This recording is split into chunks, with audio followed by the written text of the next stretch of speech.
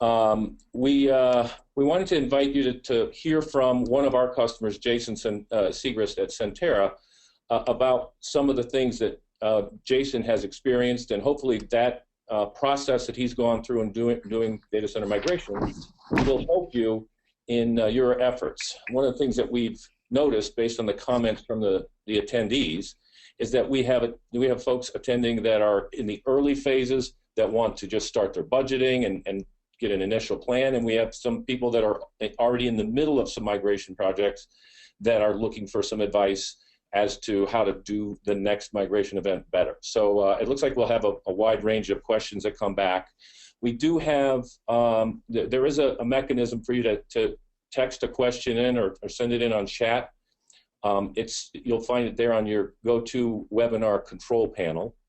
And feel free to ask those questions throughout. And if there's something that's relevant to what we're talking about at that time, I'll try to get Jason's response on that. But if it's something that we want to just wait, we'll also save some questions for the end. So I'll introduce the team here, and then we'll get started with Jason. I'm Steve Gunderson. Tim Schutt has joined with us. Tim and I are partners at Transitional Data. And Jason is the program lead and project manager for the Sentara Healthcare. We've been working with them for over a year now. They are a recognized leader in the hospital and healthcare industry. And what was it? The U.S. News and World Report gave you a top ranking for the state of Virginia. So I think your healthcare system is #1 in the state. But anyway, so Jason, why don't you take over and start telling folks a little bit about Sentara and yourself as well. So my name is Jason Siegrist. I'm a tech manager here at Sentara Healthcare. I was put in charge of actually I volunteered, but I'm in charge of moving the data center and all the services and functionality from our old data center of about 27 years to a new state-of-the-art data center that I was co-chair and helped build the design and support. Sentara is an interesting organization spread out all over Hampton Roads, Northern Virginia, and Western Virginia. We're starting to creep into northeastern North Carolina now. We've got roughly 12 hospitals, about 500 patient care facilities, and in the hospital world, I think we're right around 2,200 beds. Employee-wise, we're right around 27,000 employees spread out across Hampton Roads or throughout the organization. We have School of Health Nursing, which gives bachelor's level degrees. Again, a great organization to work with. We really kind of do everything shy of cradle to the grave. We're able to provide health care for pretty much anyone's needs here in Hampton Roads in Virginia, greater Virginia area. From a sizing perspective, we're around 2,000 to maybe 2,500 servers these days, supported by about 800 physical devices. We are highly virtualized. We have a little bit of everything. A joke we have around here is Sentara owns one of everything, and that is certainly true. And a lot of that's precipitated because of the needs of healthcare and where healthcare builds and supports different applications. Large HP deployment, NetApp, EMC, IBM, so again, one of everything.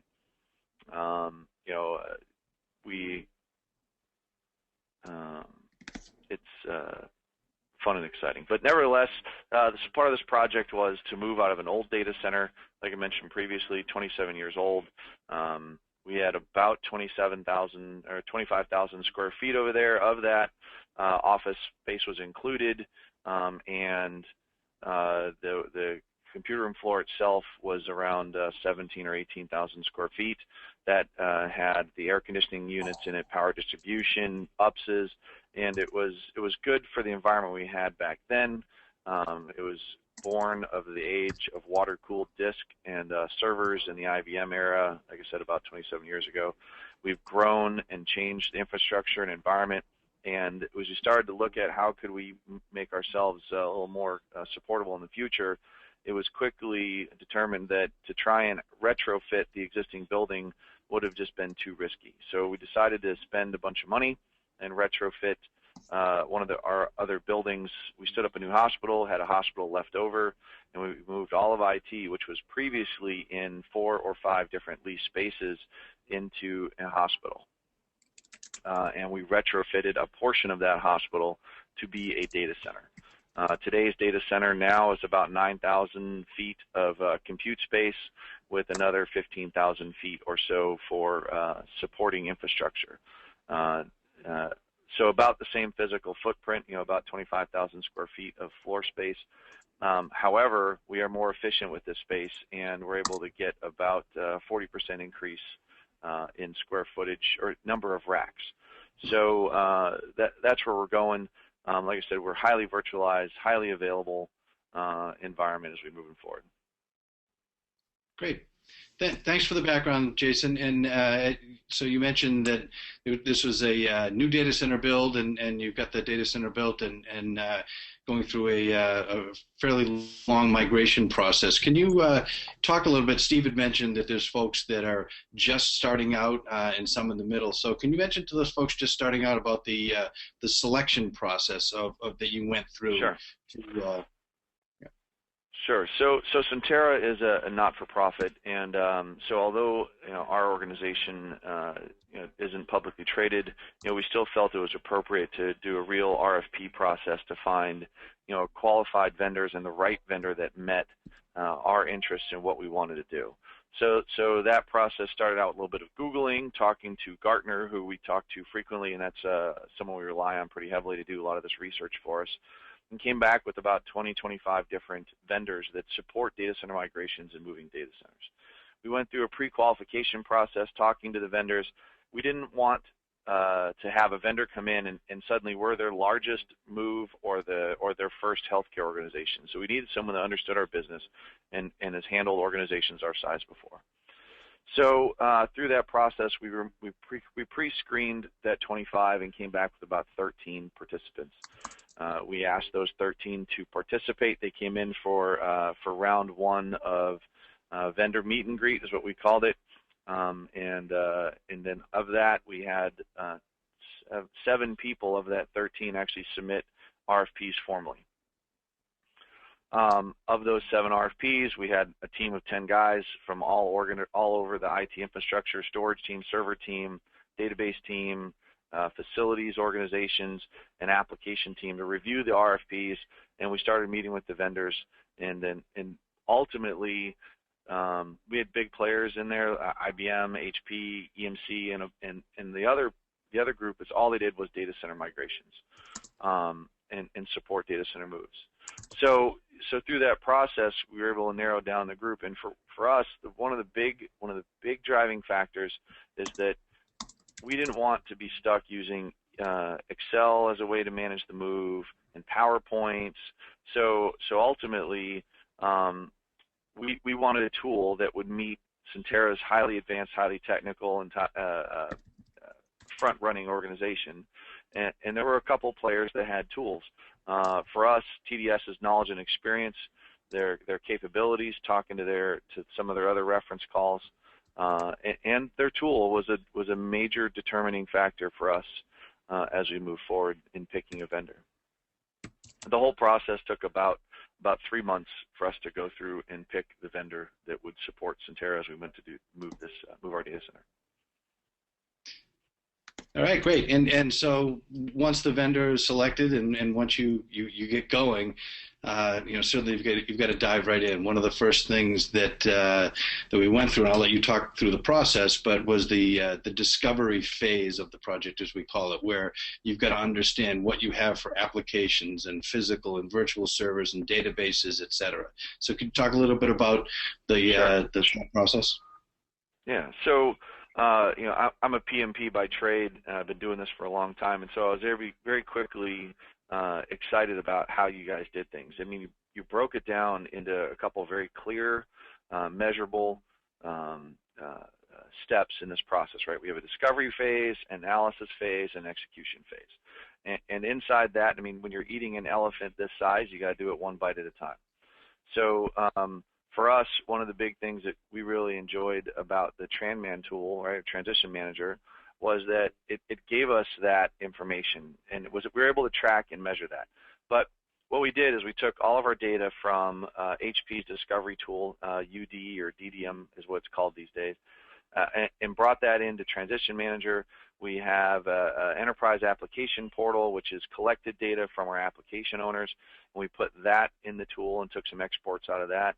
And then we started this very intense 2.5, we'll just call it like 5 days, 6 days of vendor-led. So TDS fielded 6 engineers to interview all of our application owners to determine relationships, validate relationships as identified by DDM, establish or document any relationships that weren't very clear, so that we could have this clear picture of what these applications were doing, who was using them, what were the relationships between those different systems. And there was a dashboard that we sent out routinely throughout that process that gave us the ability to show, look, here we are during the discovery phase. Here's the process that we have. And one of the jokes, here it is on screen now, one of the jokes that we talked about was as we collected all this data, we had this universe of known information. And to that point, it became very obvious there was many things that we didn't know about our environment. As much as we thought we knew, we found things we didn't. So throughout the move process and during the discovery phase, I was taking screenshots and sharing information with all application owners, execs inside the IT space. So this here is what it initially looked like, and you can see as we started to learn more and more about our environment, the ring of asteroids around the outside got smaller, more detail became obvious in the center, and we were able to pull apart this ball of twine that ultimately became clear, and we understood how many things were related to each other, and we were able to start saying, well, there's like this parachute in the top left corner. There's 2 lines of relationship that were there. And we say, well, what are those? Well, that's a database sync, and well, that one then needs to move with this other application. So it made it easy to understand the discovery and prepare us for being able to support then the planning and analysis, right, of building and planning to move the data center. So I think, Jason, it was in that 7-day process, I think we walked out of there having validated about 87% of the migrations or so, of the applications and their dependencies. Yeah, frankly, I was surprised how much we were able to capture in the time it was provided. My initial concern was that application owners are going to be very standoffish about this. It's one of those things where I don't want Big Brother looking at my stuff. That was one of the things I was fearful of in the beginning. But the more we started to talk about them, they really had the same fears that we had, which was we wanted to make sure we didn't impact the customers. We wanted to make sure we didn't break the applications. We wanted to make sure that the job didn't become more painful or create more risk in the organization, which really aligned with what our core our guiding principles were for this project. So it was refreshing to see that type of behavior from the application owners. Okay, so we completed the interviews and that process in the discovery phase, and then we jumped into, as you alluded to, the analysis and planning phase, where we went away with mountains of data that we collected. Yep. And said, okay, now let's make heads or tails of all of that using some of those features in Transition Manager, like the you showed the Sentara universe, but these dependency maps that we have that show what the connection points are, whether it's, like you said, a soft dependency or hard dependency, and you can drill down in there and get more information about the application. So it allowed us to go through that process, and then based upon other criteria such as this app can't move on this month end, or whatever it is, to group these and bundle them together and put them into different move events. Frankly, I was really impressed, right? Because after we finished the discovery phase, I told you guys, go away and figure it out. And about 3 or 4 weeks later, you guys come back and say, here you go. Based upon the constraints which Sentara established, which was no more than 50 applications move in a bundle, no more than 250 servers can move in any one move group as a constraint, because we didn't want to put too much risk on the organization. TDS came back, and that was I remember talking to Chris about that, and he's like, hey, this one says it can't move it on Saturdays, but everything else says it needs to move on Saturday. And there was some, then it opened up the ability to have a dialogue with the application owner. Go, look, I realize you're saying you can't do Saturday, but why?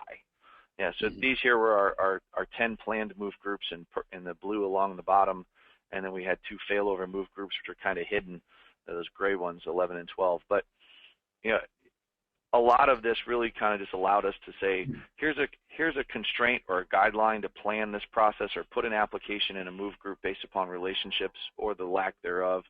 But at the same time, we had some guys that said, look, it's the billing system, and that can't be down because it's $1 million a day in processing. And I said, well, okay, great, but is that lost processing or is that just delayed processing? And we started. So a lot of times these points of information were just really points of discussion that we had ways around it. Because organization takes downs. We have systems down all the time. So we had to figure out how we would work around those. And it made it a lot easier because we had all the information in front of us to plan and be able to manage that bundling process. Jason, sorry to interrupt, but I'm seeing a couple of questions come in. They relate back to how did you land on the application 50 application size? What sort of drove that? Okay. Well, so early on in the process, we like I mentioned, we had 3 key guiding principles. The thing was is that we wanted to reduce downtime as much as possible. We want for the customer. We want to minimize the risk, and we have to balance that against costs. And at the same time, we had a requirement where in the future we're planning a secondary failover data center to be at least 50 miles away. So those were our guiding principles for the entire data center move, and that was during the vendor selection, move group bundling. So the other side of this was that we said, well, we know we're a highly virtualized environment, and we started doing some math, figuring out what it would take us to move virtual servers in the evening and their storage associated with that, whether we're doing LUN replication or doing VMDK moves using vStore, vMotion, vCopies. And we started working through that math, and we said, you know what? Based upon our environment, we feel very comfortable. I can move 250 servers safely. I have room to deal with any problems that come from that data, or any problems as a result of that move. And that was just a driving challenge for us because we had a limit for what we could move through the digital pipe virtually at any one given time, and we limited that to 6 concurrent transfers at one given time. Oh, okay. Sorry to sort of break up the flow. I just thought that was relevant. No, it's okay. It's a good question. I mean, the other piece of that was is that, for the physicals that were moving, we had to make sure that there was enough time in the night to actually disassemble the physicals, get it on a truck, because you can only fit one person in a rack at a time. So if I'm trying to empty an entire rack, it doesn't care if I got 50 people or I have one guy. You can only get one guy in front of a rack at a time. So knowing, and just to bring people up to speed too, you're a little bit more than halfway through your 10 move events, and looking at that right now, would you have changed anything as far as the size of the events, or is that working out well for you? So for us, the size is so just like anything else, right? We called it Move Group 20. It was counting backwards 0, and then we had iteration 1 and iteration 2. But we did this test run in the move group that went very well, learned a lot in that process. We said we're good to go, move forward. Then we did move group 1, learned a little bit more. So in every move group, we've made small tweaks and adjustments. So previously we thought it would take us about 30 minutes to move a 50 gig partition from the data center to the new data center. And we could move 630. So in a given hour, I have 6 tunnels, so that means I can fit 12 servers in an hour, basically. And as we start to test that math out, we found that we had economies of scale. We had ways we could move things to faster servers or faster storage in a pre-staging environment that was transparent to the user, that ultimately we got to go a little faster. So to answer your question, Tim, there are some things we do differently, one of which is that I wish I didn't have to take on some of the other projects that my team has to deal with, and I was a little more solely dedicated to this, or maybe do this every 4 weeks instead of every 3 weeks. But by and large, every little move, we've made little tweaks and adjustments. It's gone so incredibly well that now I'm fighting problems with people becoming complacent, like, oh, this is easy, it's not going to be a problem. And then we have a little problem, and everyone starts pointing out, like, well, why is it my fault this time? And every application is different, every server is different, every server environment is different. It just is, and that's so. No, I would say I wouldn't have changed much. The little delay we had because of construction, if there's somehow I could avoid that construction delay, that would have been better. But even that is, part of planning. You just plan for some of those problems. Right. Jason, I have another question. Sorry, Tim. Was the data center migration estimated at a cost, and how close was the true cost to what was estimated? So yes, I have it written up there on the board, but so we plan to move 780 physical pieces of hardware. Some of those are being deprecated, and we seeded the new data center with new equipment, and 277 applications. And that's so far we are on target. We have had 0 cost overruns. I haven't actually broached this with TDS yet, but we might get some money back. But no, we no problems there at all, actually. And to TDS's credit, they've been very flexible. Literally this weekend, I'm moving another chunk of applications in just 36 hours from now. And the Unix team was in my office going, "Hey guys, I have another 15 devices I need to move. Can you put them on the truck?" TDS landed at 12:30 today, and they're over at the data center now, pre-staging and marking everything for the move. I sent him an email, a list of the equipment, and Dave's adjusting for this Runbook. So no, no cost problems. Yes, I've had a fixed budget from the beginning. It's been a great relationship and definitely a partner. So great. So let's dive into the execution process, right? So you referred to the Runbook and certainly before we have a fully baked Runbook with a list of things that have to be done, there's some planning that has to go into that. So I think we saw the slide a little bit earlier. That workflow slide came out of nowhere. So you want to talk through the process of sure. how we came to creating that. Cool. So this picture on the screen now is what I do. So 2 weeks before we Runbook, we have a pre-move Runbook review. We click through every task, but there's a lot of work that goes in before that event, right? And then 1 week before we do it the last time, we just did it here Tuesday, make final adjustments in preparation for the weekend. But there's lots of pre-work that goes into that. So we've taken all this data and then stuffed that into the system. We said we needed a workflow. So we started talking through what are all the components of the workflow. We have physicals, we have virtuals. If we have a physical and it has storage, what do we do with it? If it's a virtual and has storage, what do we do with it? But all that got worked out in advance. So we have this Runbook workflow that says, hey, if I'm a physical, then I need you to go ahead and stop the application in advance, shut the databases down, shut down the physical, and then it gets put on a truck. This picture doesn't begin to show all the steps in this process, but ultimately we came up with one workflow that is appropriate for the entire environment. And during the initial planning of that workflow process, there were varying conversations on, do we make it extremely detailed, or do we trust engineers to be engineers and say, shut down your application. You can have your own document to shut down your application. I don't need to have the 16 steps in the Runbook that tell you how to shut down your application. It's yours. Same thing with stopping databases. I'm not going to tell a database administrator how to manage your database. What I've told everybody is I want your application off.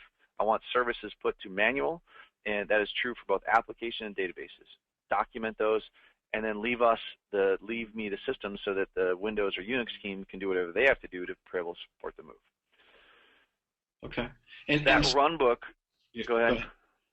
Well, I was going to say that Runbook becomes a program. So we built a program that uses the data that's in Transition Manager from the application level information, whether it has PHI, what wave it's going to start in, who's the application owner, who's going to do the database steps, who's going to do the server steps, and then, oh, by the way, what are the servers that are supporting that, and then who's going to shut down the server, who's going to disconnect the storage, right? So we have this program that uses the data that's available in the server information about each individual server, as well as what's the information in each database. So here on the screen now you see application detail, and so we would collect things like who owns the server, right? Who's doing app recovery? What's the validation time? Who's the SME that's supporting that application? Who owns it for shutdown? Who owns it for startup? And then what are the estimated times to do that work? So those all then get built into the Runbook that generates a Runbook. I've got a question. Sorry to interrupt. Did you have, and I think that this is sort of from an earlier slide, but did you have any issues with legacy or old applications or hardware where you didn't have proper documentation or SME vendor support, et cetera? And if so, did you learn any tricks that would help mitigate those kinds of situations? Yes, Doc. The answer to the question is yes, yes, yes, and yes. We moved an old SNA print server that was attached to, and this is a TDS Voyager application, not TDS Transitional Data Services, but a different app that was 12 years old. The server has been on and hasn't been shut off or turned off for 12 years. We did not have an SME that knew how that was put together or whatever. One of the things that we did for our data center move was it became very obvious in the beginning during going back to the RFP and selection as the vendors were being interviewed, the vendors interviewed us. One question I heard over and over again was, are you prepared to change your IPs, and do you know what that looks like? We were fortunate and had planned far enough ahead to say, no, we're using OTV layer 2 to really connect the two data centers to look like one layer 2 broadcast domain or one layer 2 domain. So because we weren't changing our IPs, those really old physicals became more of a shutdown and take it over to the new building and hope to God it still works when it came up. And that app, SNA printing, was redundant, so they had 4 of them. So we shut down one, brought it over to the new building, turned it on, it worked, everyone cheered. And we did that for the other 3, and surprisingly they all worked because IPs didn't change, their relationship on the network didn't change, so that was all golden. As it relates to having vendors, yes, we have bunches of vendor-supported apps. And how I managed that was communicate early. So when we were doing that data collection process, we started talking to them in advance, say, hey, make sure you know your application. And that was really part of that discovery phase. So you saw that we, in the first 2 weeks of discovery, we got down to about 85 or 90% of our environment understood. The remaining amount we whittled away over several months talking to people going, hey, who used to own this? Who owns it now? We put out a list saying, hey, to the entire IT organization, here's a list of apps that I don't know a darn thing about. Here's a list of servers I don't know a darn thing about. And we found things like dial-up servers that were connected to storage that has been gone for 10 years, but was still on, had modems connected, were paying for modems, and was sitting in the comm room. It was for vendor remote support for an old EMC storage array that's been gone forever. So, that's kind of the problem. We've been at this building for 27 years. There's lots of legacy systems, lots of applications that are supported by vendors and have been around forever. The only thing I can tell you is start early and be diligent. And a couple times we would publish that, hey, this server, I don't know who owns it, don't know what it does, no one can tell me, I'm turning it off in 2 days. And it got to the point where we turned off some equipment and no one cried, no one complained. We left it sitting there in the rack for a month, and it turns out that box had been apparently decommissioned and no one was using it for anything. So that's how we manage that process. Okay. But let me be clear about that shutdown, though. We communicated everywhere to anyone that could possibly have known about that server. So it wasn't like, hey, no one answered and I sent out one email and I'm going to go shut it off. It was met with a lot of trepidation to actually turn off the box. So we unplugged the network cable first. You said something there, Jason, which triggered. What about the communication plan? You had to communicate this from 2 years ago, and you continue to do it weekly to folks, and yep. As you know, sometimes people don't pay attention until it gets right down to it. But what was the process that you went through and making sure folks knew what was going on? So again, being a PMP traditionally trained, we started at the beginning with the communications with the project. We brought every application owner in at the beginning as we were looking to design the new data center. That was about 3 years ago, right? And then over about a year and a half, started getting budget planning, sizing together, space availability, started doing site selection. So we communicated for over the last 3 years. So much so, it was like, oh yeah, that data center project in the future, right? And as it became closer, we'd do things like town criers. We'd have people go to the break rooms on all the floors and all the places, put up banners, put up information. So it almost became to the point where people are sick of hearing about data center move because it wasn't quite here yet. But as things became closer, we started getting on the different directors and VPs work groups and started communicating the message. And ultimately that message was that by January, or at least 6 months in advance, everyone would be told what's being moved and when. And it became very real to them when we started interviewing and collecting the data and started having those conversations. But a lot of the value that TDS brought was that the ability to have the dashboards. I put together a data center survival guide. I don't know if we got slides for that in here, but put together a data center survival guide. Started getting communications out to people to log into TDS or Tranman. Start getting familiar with that. We had a problem with people having a hard time putting their username in. They would only put their, not the @Sentara.com, they'd only put their username in. But we worked through all that months in advance. We did newsletters. We did, all types of communication around it. So we're to the point that now that we've gone through the workflow, decided how the runbooks are going to be laid out, how those programs or recipes are going to be developed, and then we're creating these different runbooks. And right. So now you're at the point where you've got to run the move. So can you talk about that process all the way from the command center all the way through? Sure. So going back to the RFP process, one of the things that we got out of talking to all these different vendors was that some of them just use a phone line, a conference bridge, and a bunch of Excel spreadsheets and project documents. And as we talked to them about their communication process and how they actually managed the night of the move, it became obvious that it was, we'll call it organized chaos.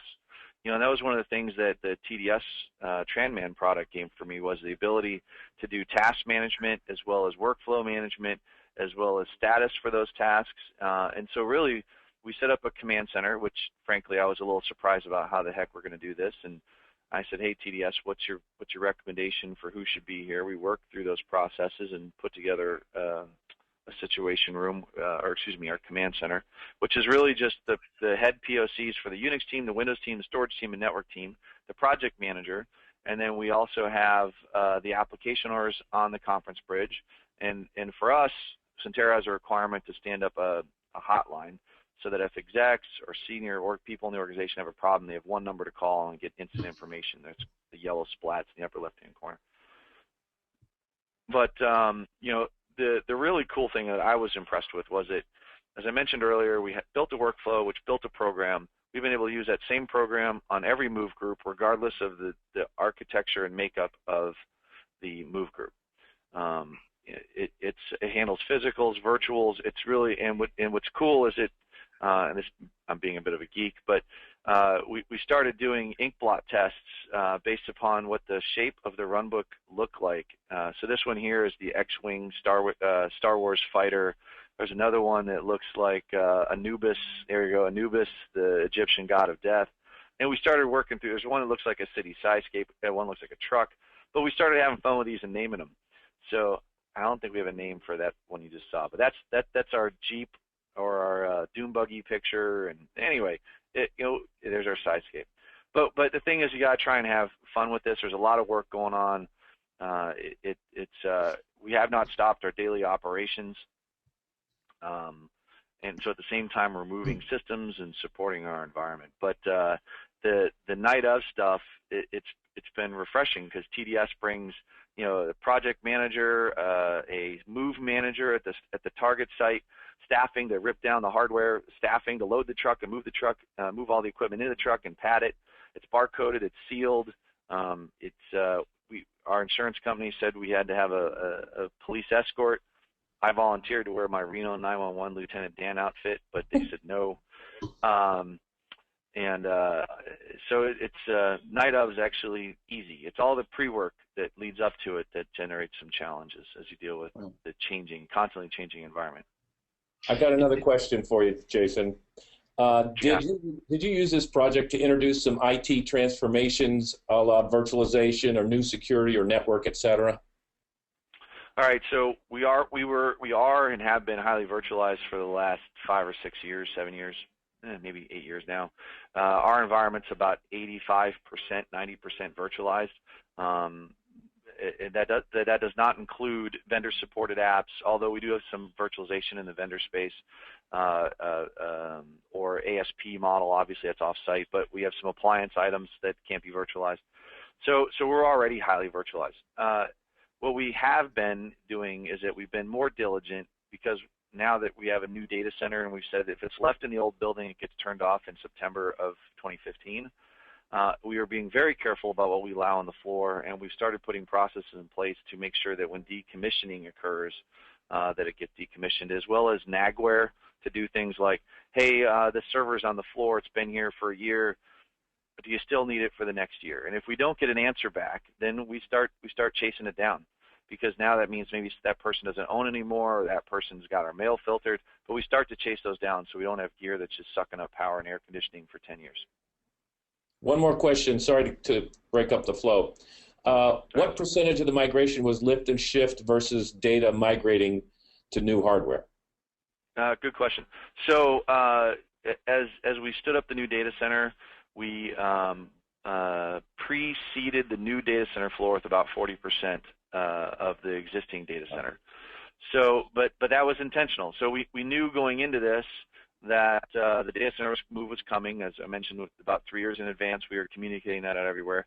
But we also slowed and stopped some of our typical hardware replacement cycles, and then banked that money so that we could use FY13 maintenance capital to refresh virtualization environments, and FY14's, so we had maintenance capital from 13, 14, and 15 to help support that seed environment, and then we had some maintenance, we had some capital money to buy seed equipment. That being said, we took some of the older gear and refreshed our lab environment as well. So we have a lawless zone that allows us to pre-stage test and test application and patch rollouts on a server level in BIOS versions. So we took some of those and threw those in the lab as well. So the question is, how much was lift and shift? Of our 890 or so physical pieces of equipment, we're going to move in about 50% of it. So it's about half of that is lift and shift physicals. All the virtuals obviously are being moved virtually. Okay. So let me go back to the Runbook a little bit, and then the night of the move. So okay. To explain the Runbook, so this is the output that gets generated from the recipes, and it says sequence of tasks, and you could look at that and say that just looks like a spreadsheet or something, but it's not, and it's an automated workflow, right? Yeah, it is, and nothing illustrates this better than the skyscape. Or this works pretty good too. So as you can see here along the left-hand side, it's blue, which means completed. Green means ready to go to work, and the cyan color means it's in progress. So the thing is that so what we have is this gating process. It says that the predecessors must be complete before the task can move forward.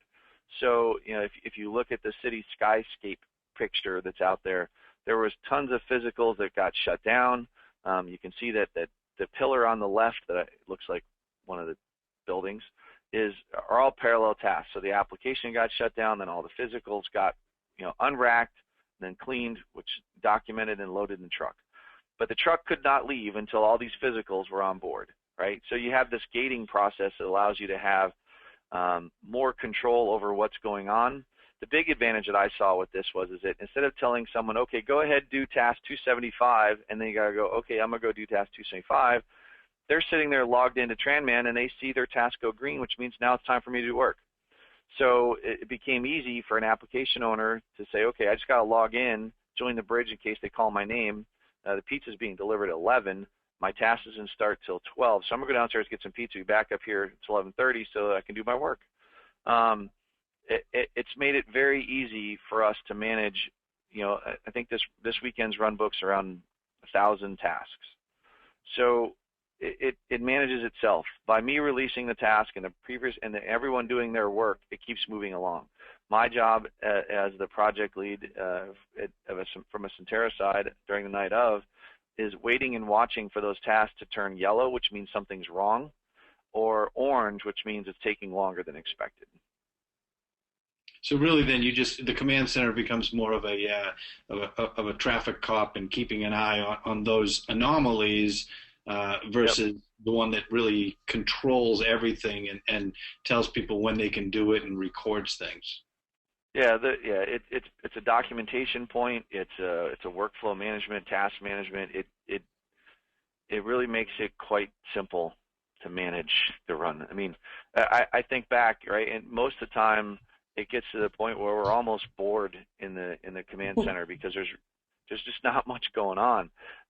We've had a couple times where someone goes, "Hey, I don't know my backups were validated. I don't know if you have my 6Ps in this spreadsheet deck, but one of the things I tried to do was talk to the application owner to say, look, guys, in my survival guide, I gave him 6Ps and 5. I'm a military guy, I can't say what the 6 mean, but the 5Ps were to really be prepared for the night. And what do you have to do? And you have people who choose to neglect that. Well, so then you get people jumping on the bridge going, I wasn't able to check my backups. Can someone go check my backups for me? And that ends up slowing the process down. But that's usually the extent of our excitement during move group nights. So what you're looking at there now is an executive dashboard that, from a very high level, we always say this is the thing to keep the calls coming, away from the command center so someone can just log in wherever they are on their phone, their iPad, and just take a look and see the progress as things go on. But you also, and this comes out of Transition Manager, but you also took it another level and developed some of your own dashboards.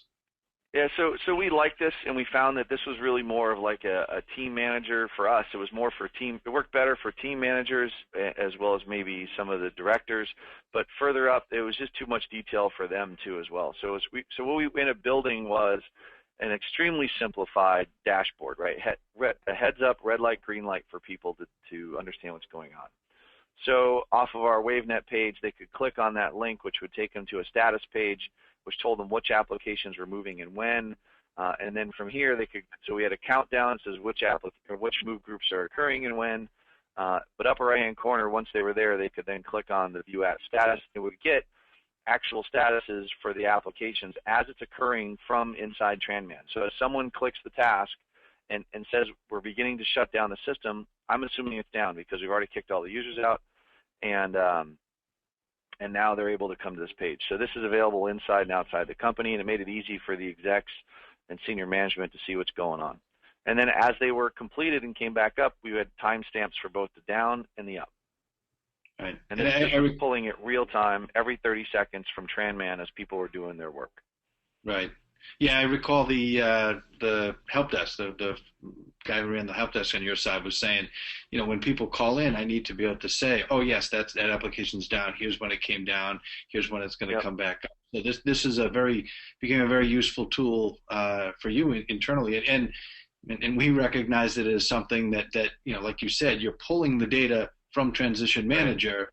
So we recognize that that this is something that needs to be built into the tool, and so that's on the roadmap right now. Yep. Yeah, this worked great for operations, help desk, and I would say even some of our senior directors were using this because it's just a simple heads up in your face what's going on. Mm-hmm. So Jason, I have another question that came up. Okay. I'm trying to pull it up. Okay, so they're trying to get a handle on, do you see yourself using any of the updated data from the move as part? Has that helped you as you're going in? You get clean data in your new data center where you won't face the problem you had with servers not having an owner, et cetera? Yeah, so frankly, we've been looking at several different tools out there to do DSIM. One of the things we're toying around with right now is keeping TranMan going forward as a kind of a low-tech DSIM. And truthfully, the only thing it doesn't do is automated polling and pulling information from different systems. But to be clear about that, as we've identified these deficiencies, we've gone back to our in-house systems and fixed that documentation, and again, encouraging people the value of this documentation, because if something's broke, they want to know where to go to fix it, who needs to fix it, and so yes, we've taken that data and pushed it back into our other systems as well. Good. So I think we're coming close to rounding out all the topics we wanted to talk to. I've tried to pull out all the questions as they came in, but if anybody has a question they'd like to ask Jason, we've got a few minutes left here. We could certainly pass some of that along as well. So just type your questions if you have them. Tim, is there anything else you feel like we've missed in terms of the discussions here that would be relevant to some of these people, either in the early stages of budgeting and planning, or later if they're getting close to doing migrations? I have no audio from you. No, I think Jason could certainly talk about, I think Jason could certainly talk about, maybe things that he might do differently, if he was starting all over, and, lessons learned, I think, is key. And like you said, there's some folks that are in the middle of their moves and, are thinking, looking at different ways to approach that. Yeah, so I would say there's probably not much I would do differently. The thing is that I would probably start with obviously some small move groups like we did. We've gotten to the point where now we've become so confident in our migration process that some of the application owners goes, hey, can you move us 4 o'clock this afternoon? And if it's all virtual, we click the button and it just goes. Really, a lot of this is really practice, experience, take the things you learn, stuff it back into the system. The one thing that I would say we did early on in this project was that we identified a company-wide goal for what we wanted to move and how we wanted to move it, such as, I think today our goal says that we will move 95% of all applications inside their scheduled downtime, in order for us to meet our goal as an IT department. And so everyone immediately has buy-in because of how it affects their goals and systems, their system goal. I would say start early, stay connected with your application owners, know your environment. I would say that if you have the opportunity, I would do OTV Layer 2. That made life so much easier over here. We just try and, I don't know.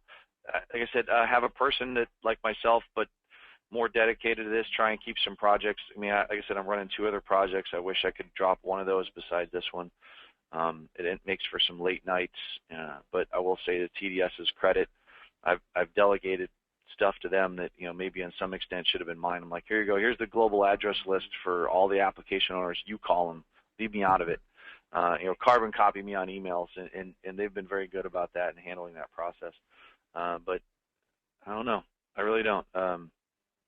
Good. Dry runs, walkthroughs, and practices. Sorry about stepping on you. I got a couple questions that are clearly for Tim. One is, did you use a licensed and insured third-party vendor for the physical move? And another one was, could TDS handle larger bundles? And I think, Tim, you probably can respond to those. Yeah. So the first one is, yes, we use we have a company that we've used for 8 years right now that's got agents all over the country from a physical perspective. They're licensed and bonded, insured, and have the right types of trucks, and sometimes there's climatic trucks, et cetera, that are needed. So yeah, the answer is yes there. So the larger bundles, I guess you could look at that as 2 ways. One is, it could be larger from a physical perspective. Absolutely. We've done a single move event with that. I think our largest was about 750 devices in a about 30-hour period. So from a physical perspective, yes, it can be larger. But it really comes down to the applications as well. And as Jason alluded to, resourcing and how many people do you have to look at problems if they arise. So if you only have 3 Windows guys, you got to limit the number of Windows systems and things like that. So. Okay, so I'm out of questions, fellas. If I guess, Jason, one thing I could ask, if there's one takeaway, what was the thing that you learned that you weren't planning on or you didn't expect as you sort of envisioned this 2 years ago? The one thing. Put you on the spot. Yeah, I don't know. I mean, the thing is that we've been living this for so long, and we've asked a lot of questions at every step of the way. I mean, I don't know. Like I said, figure out a way to get your application owners engaged and keep them engaged. The systems guys who support the OSs and the hardware itself, they're engaged, and they have to be engaged for every one of these things. For most of your application owners, they're going to be engaged for a couple of the move groups, and this is really, for most of them, it's going to be really low on their priority scale. They'll have some other thing like a version changes or software updates that they have to do for their application anyway, and it's been my experience that most of them just see the data center move or this migration as being in the way of their normal work. So somehow you have to get them engaged and keep them engaged in order to make this successful, because a systems guy can move the hardware all day, every day. And ultimately, at least for our organization, we have clear lines of demarcation where who does what and where. So just because I move it doesn't mean it's going to work at the other location. So you have to make sure that the databases are really shut down, applications are really shut down, and so that's what I would say is make sure your customers are aware, make sure the end users are aware, make sure the application owners are engaged, and plan, practice, and do dry runs. I mean, it's probably the best thing I could share with anybody. Good. Tim, any final thoughts?